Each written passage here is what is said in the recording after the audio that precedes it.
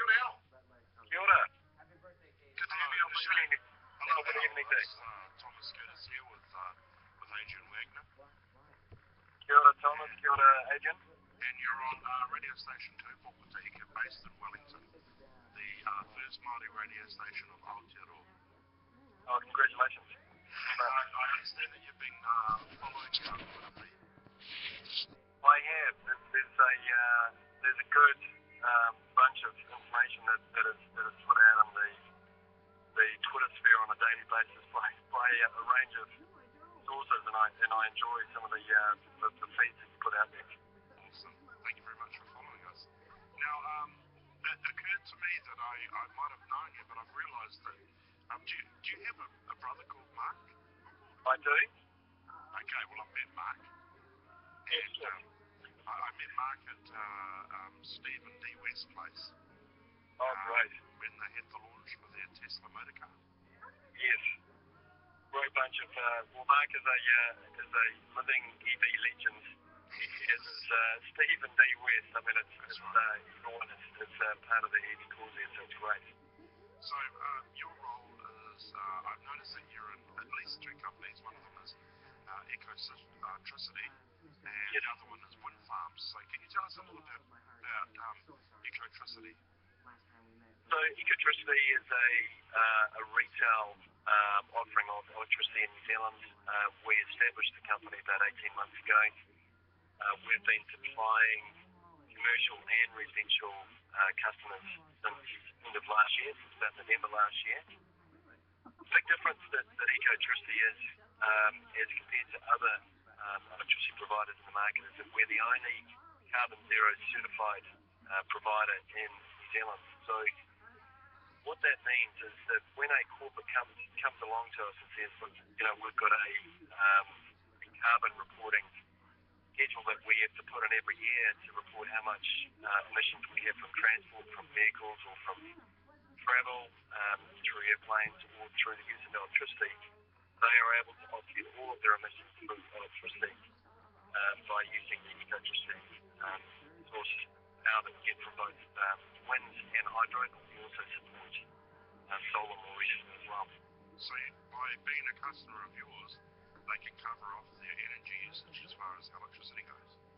In terms of electricity and emissions go, yes, that's correct. And we've got some customers that are saving in excess of about 100,000 kilograms of CO2 per year, so it makes a big difference. And to put that in perspective, the average passenger vehicle in New Zealand emits around about 3,700 kilograms of CO2 a year. So when you've got a commercial customer that's saving 100,000 kilograms of CO2 a year, that's equivalent of basically taking 30 vehicles off the road. The emissions of 30 vehicles are diminished. Now, in terms of the electricity supply for you, you're front-ending the supply from one or other, maybe many sources. Yes. Is there a limit to how much clean, green energy you can supply? In the medium term, we can supply up to about 40,000 households, or equivalent of 40,000 households. But over time, the whole idea of Ecotricity is to have a dedicated brand of electricity that's competitive with the rest of the market. But what we do is we contract with new forms of electricity generation, mainly in relation to wind and solar, so that essentially we're providing longer term contracts than they would probably otherwise get by being a supplier to us, because our customers are committed to 100% renewable. But currently, as an example, New Zealand, there is a figure that's bandied around the country where 80% of our power currently comes from renewables. In reality, only about 62% comes from non-thermal renewables. So 62% is coming from wind, hydro, and solar. Wow. The other 38% comes from gas, coal, and geothermal. All of those sources emit substantial amounts of CO2. So from an emissions perspective, in New Zealand, we are emitting around about 5 billion kilograms of CO2 a year. That's 5 billion. And a lot of people don't realise how much that is. It's equivalent to about 1.4 million vehicle emissions just in New Zealand alone from our electricity. So we like to think that we're clean and green, but actually since 1990 our emissions from electricity have actually gone up by 50%. Now there are good signs in the future. We have built a number of wind farms around the country, and you know there is light on the horizon, which is going to be showing that hopefully Huntly is going to be closing in 3 years' time. But my concern is that it's going to be replaced with other forms of thermal generation like gas or geothermal. Geothermal is better than gas and coal, there's no doubt, but actually we need to be replacing Huntly and the Aotearoa power station with wind and solar. Wow, that's really interesting. So if I decided I want to be a customer of yours, I could go online and put in my electricity supply number on my address, and That's correct. And it would tell me how much my electricity would cost. That's correct. And it takes about 2 or 3 minutes. You jump onto the website, ecotricity.co.nz, and enter your address into the pricing page on the website, and that'll let you just come up with a price. We're in Auckland, Wellington, Christchurch, actually now, as of today, in Whakatane as well. Wow. And also parts of Hamilton as well. What about Rotorua? Rotorua is on our hit list. We're trying to get out as quickly as we can, but we've got to make sure that when we put out price plans that they are competitive, and that they're also tested. But we are very competitive with the major players. So I would save money by using you? It really depends. In most cases, yes. In some cases, no. It really depends on what the hydro situation is at the time. So we are still at the whim of the wholesale electricity market. So even though we contract directly with wind and hydro generators, we still have to pay the wholesale price. The difference being is that when we source electricity, we only source it from wind, hydro, and solar.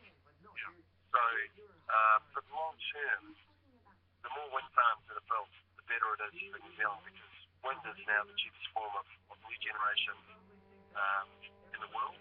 And so every time a wind farm is built, over time, the cost of electricity should drop from an energy perspective. Similarly, from a solar perspective, the good thing about solar is it's keeping the whole electricity industry honest in terms of making sure that we can't overcharge at a retail perspective, and that also customers get a little bit more independence from the grid as well.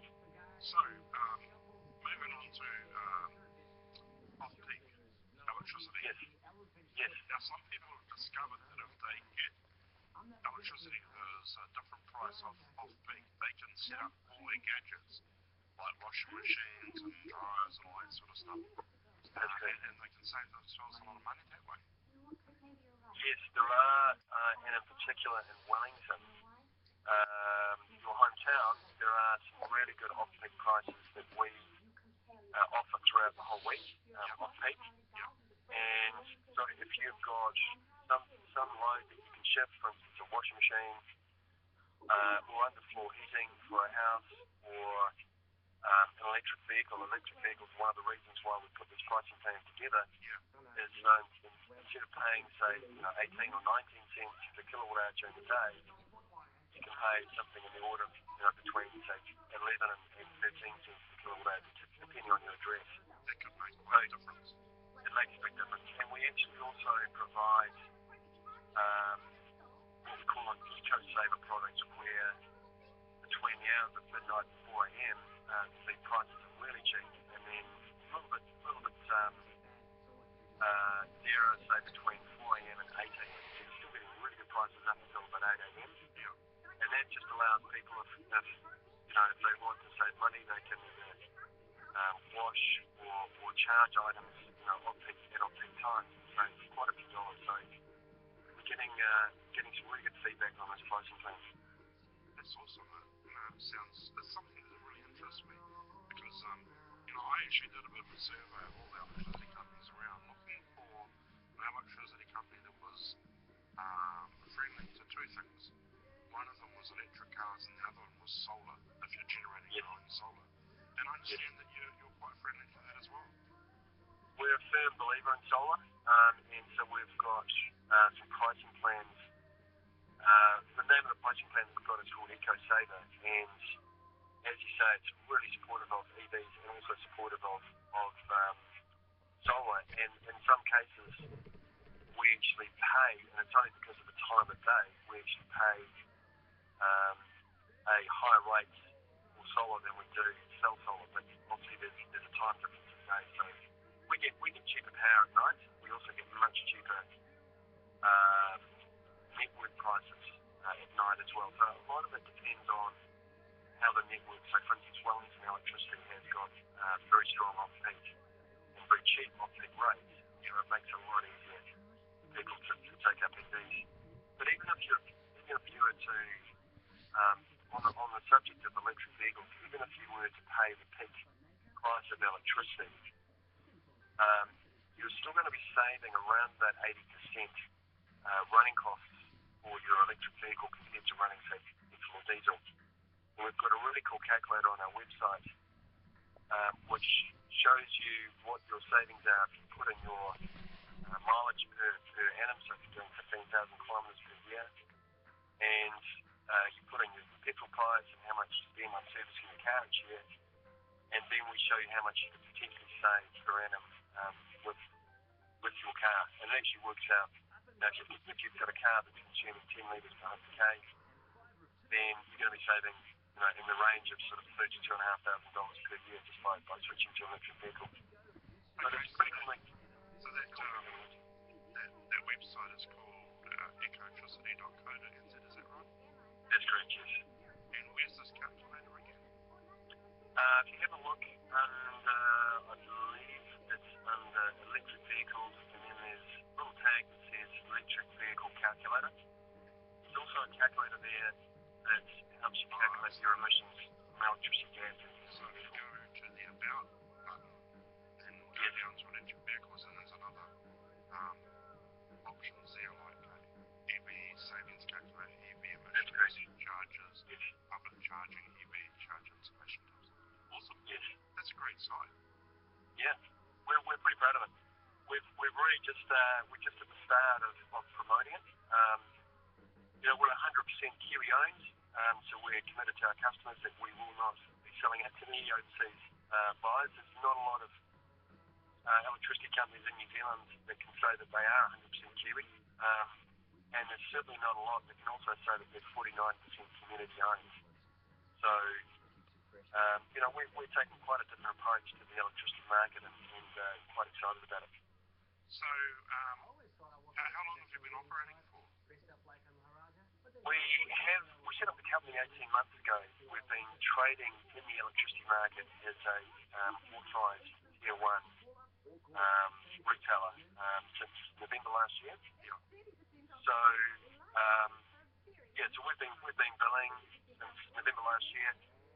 One of the unique things, because we are carbon zero certified, one of the things that we can do is that every month when you get a bill from us, we actually show you how many kilograms of CO2 that you're saving. So whether you're a household or a business, we can actually show you, because as I said, we're carbon zero certified, we can show you against the national average of emissions from electricity how many kilograms that you've actually saved by switching to us. Are there any penalties in this country for companies that are using a lot of carbon, or is that just not happening? There is a thing called the Yates, as I'm sure you're familiar with, but it doesn't have a lot of teeth. And this is the problem that we have with the ETS, is that the price of carbon is far too cheap. And right now, from memory, I think it's sitting around about $7 per tonne. In the States, one of the government departments has actually valued the cost, the social cost of carbon, in other words, all the impacts that carbon is having on society, be it through extra storms or bad health through high temperatures or sea level rises. They have actually put the value of carbon at about $35 US per tonne. Wow. So that's, you're talking about 50 Kiwi dollars per tonne social cost of carbon. Our carbon in New Zealand is too cheap, Yeah. $7. If it was to get closer to say $20 to $25, then all of a sudden New Zealand could get very quickly to 100% renewable on the electricity grid. But the ironic thing is that it wouldn't actually cost the country any more. In fact, long term, and in the medium term, you would be saving a lot of money for both Kiwi families and also Kiwi businesses. So it's The reason being is that as soon as you have wind, a lot more wind put on the grid, the cost of electricity drops because wind is cheaper than the current gas or coal and even geothermal generation. So let's switch to talking about wind there. That's another one of your businesses. Wind farm group, that's correct. Yeah. So tell us a little bit about that. Well, Wind Farm Group was born about 10 years ago and with the sole purpose of developing wind farms. And what we found, however, we set up a joint venture with Contact Energy to build a wind farm, and that was when the carbon price was sitting at about $25 a tonne. Right. And so there was every incentive for Contact to develop a wind farm in conjunction with ourselves. It was a 500 megawatt wind farm. Would have supplied around about 50% equivalent of what Huntley is currently supplying. So it would have been a superb project, but unfortunately the carbon price, as I said before, there was a change of government. The carbon price was dropped from $25 to whatever the open price was that we could get cheap credits in the European market. Yeah, that's right. So it dropped from $25 down to about 65 cents in the space of a couple of months. Wow. So the incentive to build that wind farm was lost, and that's because of a government policy that unfortunately was changed with the current government. And so that's essentially killed that wind farm and a bunch of other wind farms as well. There have been issues obviously with Tiwai, the uncertainty of Tiwai smelter. Yeah. But now that Tiwai has confirmed that they are staying for the foreseeable future, projects like this can actually get a lot more certainty. Yeah. Now that they got guaranteed a good price, they're all for staying. It's quite funny, really. Yes, It's exactly. quite transparent because, like, they were going, oh, like, we're going to just move out because, like, you know, we've got all these other plants around the world, and yeah, maybe this is the best one there is, but we're just going to shut it down anyway. Well, a lot of Amazingly, them, get away with it in the rest of the case. they were never But going to you know, I'm sorry. They were never going to shut down. No, I don't believe so. I mean, it's one of the cheapest power sources that you can get from anywhere on the planet. The hydro station that was built, in the 70s, it's pretty hard to compete with that. So, having said that, if you were to build new hydro dams now and compare that to the cost of wind is actually now cheaper than the price of new hydro. I hear they're In fact, some of the existing hydro, if you were to rebuild those dams, wind would still better from a cost point of view. So I'm a firm believer that New Zealand can get quite rapidly to 100% renewable on the electricity grid. Our next target should therefore be getting the transport fleet to 90% retreat. Instead of having a 90% electricity target for renewables, make it 100%, make it 100% non-thermal generation, and have a target for the transport fleet of say 90% within the next 5 to 10 years. And I think the thing that's going to really drive the transport fleet into electric transportation is economics. So put the green, the tinge of electric vehicles to one side, economics are going to mean that people will switch to electric cars a lot quicker than people probably expect. Yeah, I think the price of cars is just falling and falling. Yes. And then I think just about every major manufacturer of cars is getting an electric option. Like a few years back, there was hardly anything, and now you can just about have any colour you want. That's right. Any shape, size, colour you want. The one area that is not really is missing from the product range tends to be possibly van options and utility options. They're a bit rare. But You're right. The standard car, sedan, SX, small car, big car, medium car. I do have good news though, and that is that the Nissan has got a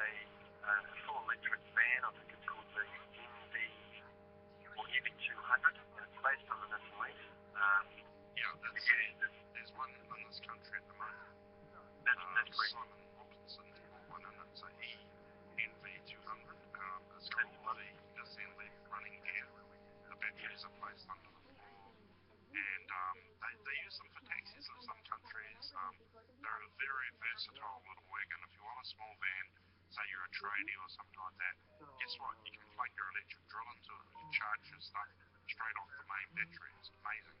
It's great. Actually, I think New York has just awarded a license to roll out EMB 200s throughout New York as taxis. So it's great news, and it's again, it's going to bring down the cost of transport for the consumer. Absolutely. You think about it, there's no maintenance, really. I mean, it's windscreen wipers, tyres, windscreen washer, fluid, brake fluid. No brakes. You don't wear out your brakes like you would normally. You have to vacuum it, you have to wash it. Gee, you're going to get your Saturdays back, aren't you? It's really interesting because every time an electric vehicle is plugged into the grid, you're actually supporting a heavy job as well, because it means that we're not having to import fuel into the country. It has to come from the electricity grid, whether it comes from wind, hydro, or solar. It's coming from a New Zealand plant. New Zealand's built and constructed plant. Absolutely, no can't be imported. Absolutely. Now I've got another question for you. It's a bit of a tricky one. Vector Energy is importing some of the Tesla battery systems. Are you looking at doing anything similar yourself? We are. We're keeping a very close eye on it. I think there is a future for batteries. The difference that we've got between, say, ourselves and Hawaii, for instance, where they are an islands nation, and the only two forms of real substantial generation they have in Hawaii is wind and solar. So they've got three really big wind farms in Hawaii, and solar, I think, they've got a penetration of something like 15%, which is the biggest in the US by country miles. So they have a lot of intermittency issues where they do need to store that energy. They don't have a lot of hydro that they can rely upon. In New Zealand, obviously, we're blessed with a lot of hydro. Roughly 60% of New Zealand generation on the electricity grid is hydro. And so that is actually our battery storage device. But actually, I think what will happen is EVs, as we talked about before with the Nissan Leaf. The Nissan Leaf has got a battery of around about 22 kilowatt hours, which is roughly equivalent to the consumption of one household over a full day. And so while it can provide some storage, it's not really enough to get tap into with confidence, knowing that you still can drive to work in the morning or drive partially out of town. So I think what will actually happen in the medium term is that when cars have batteries of, say, 80 or 90 kilowatt hours like Tesla is standard, and that's not that far away, then the need for having a separate battery on the wall will diminish. And so that will become, the car battery will become essentially a heating plant, and you may choose to put 30-40% of your battery onto the electricity grid if you get a good price for it. So the beautiful thing about it is that when more EVs are connected onto the grid will actually become more stable, because instead of having half a dozen really big thermal generators that will turn on and up the price up, you will actually have 20, 100, half a million cars that will actually be trading on the market as if they were a generating plant. Awesome. Thanks. It's been great talking to you, but we've just run out of time for our show. Thank you very much. We'll talk to you again sometime. Yeah, good to talk. And I've sent you a request to join my alternative energy group, Aotearoa. I'll see that. Look forward to it. Thank you very much. See you. Thank you. Bye. Kia ora mai, no tātou katoa. Oh, that was a good jab. That was a good kōrero. Wow, that was one of the most fullest, technically complete discussions we've had on the station about alternative energy, though. It's just amazing. It just gives me hope that here we have, we're on the cusp. I've been looking for something like this, and a company who is, doing it great, and isn't trying to rip people off. We're on the cusp. It seems like we're just about there. We're very close. We're getting close to the tipping point. Yeah, definitely. Anyway, we've got to go. We've gotta go. Wēno e ika mā ke arere tunu mai o ko taringa ki tō tātou taonga. Te upoko o Te Ika.